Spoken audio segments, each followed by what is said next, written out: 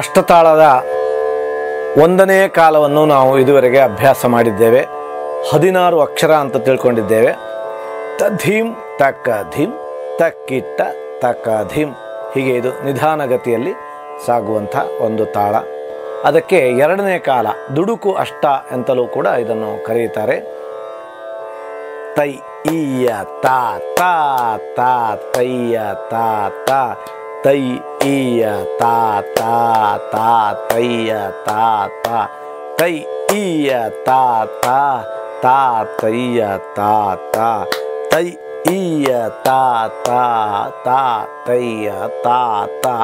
ಇದರ ಮುಕ್ತಾಯ ತೋ ದಿನ್ನ ತಕ ಧಿನ್ನ ತೈತ್ತ ದಿನ್ನ ದಿನ್ನ ಧಿಂ ತೈ ಈಯ ತಾ ತಾ ತಾ ತೈಯ ತಾ ತಾ ತೈ ಈಯ ತಾ ತಾ ತಾ ತೈಯ ತಾ ತಾ ತೈ ಈಯ ತಾ ತಾ ತಾ ತೈಯ ತಾ ತಾ ತೈ ಈಯ ತಾ ತಾ ತಾ ತೈಯ ತಾ ತಾ ತೋ ದಿನ್ನ ತಕ ದಿನ್ನ ತೈತ್ತ ದಿನ್ನ ದಿನ್ನ ಧಿಂ ತೈ ಈಯ ತಾ ತಾ ತಾ ತೈಯ ತಾ ತಾ ತೈ ಈಯ ತಾ ತಾ ತಾ ತೈಯ ತಾ ತಾ ತೈ ಈಯ ತಾ ತಾ ತಾ ತೈಯ ತಾ ತಾ ತೈ ಈಯ ತಾ ತಾ ತಾ ತೈಯ ತಾ ತಾ ತೋ ದಿನ್ನ ತಕ ದಿನ್ನ ತೈತ್ತ ದಿನ್ನ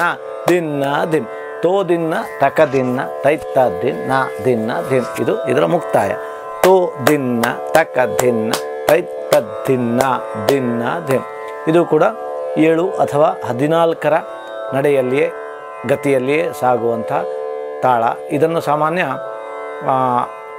ವೀರಕ್ಕೆ ಹೆಚ್ಚು ಬಳಸ್ತಾರೆ.